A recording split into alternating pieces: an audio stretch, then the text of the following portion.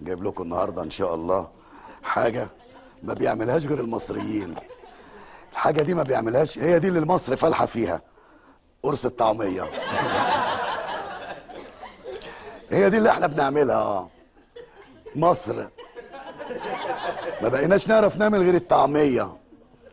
مصر ما اخترعتش في السنوات ال7000 اللي فاتوا غير قرص الطعميه. الله، ما هو ده اللي قاله الصحفي القطري. الصحفي القطري يا عيني عسل، اللي هو بيرد على الحملات الإعلامية المتجاوزة على قطر. هو يا عيني قال قرص الطعمية من هنا وانفتحت عليه طاسة جهنم من هنا. والله العظيم طلع عليه كل الزيت المغلي اللي بيغلي في الطعمية كده. هو قال لك يعني المصريين يقعدوا يتريقوا على قطر، وانا ما غيرش على بلدي؟ ما غيرش على بلدي انا؟ ما غيرش على بلدي؟ لا طبعا، قطع لسانه اللي يقول كده يا عم الحاج. من حقك طبعا تغير على بلدك، زي ما من اي حد يعني في الدنيا حقه يغير على بلده.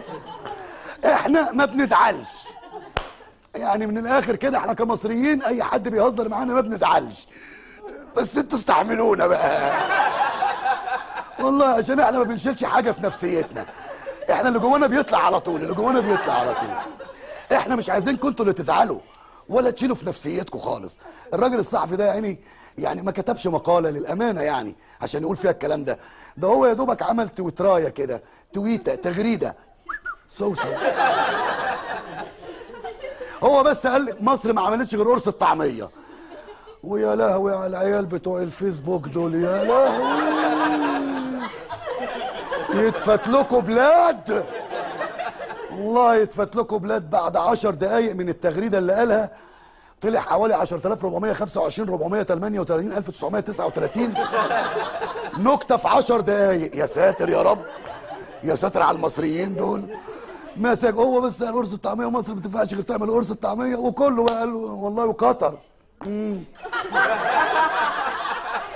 وقعدوا بقى فتحوا اللي يقول لك ده لو القطريين لعبوا استغمايه هيستخبوا في السعوديه.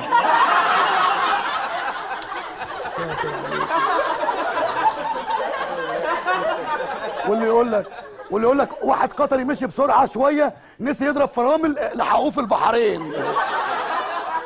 ايه ده بالراحه شويه على الناس.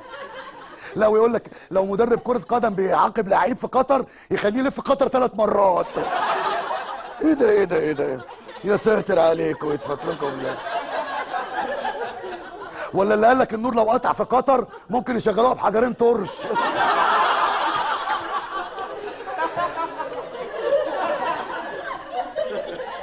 وبمناسبة إقامة كأس العالم في قطر، السعودية قالت لو الكرة جت عندي والمصحف لقطعها.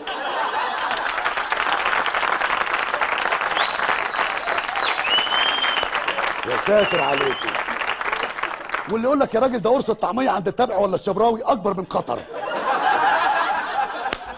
راح الراجل والله راح الراجل الصحفي قفل الحساب بتاعه كله على التويتر، قفل الحساب والله. قال لك لا بقى،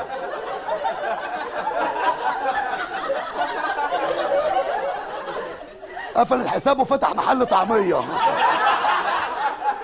احنا ما بنزعلش، احنا مش عايزينكم انتوا اللي تزعلوا.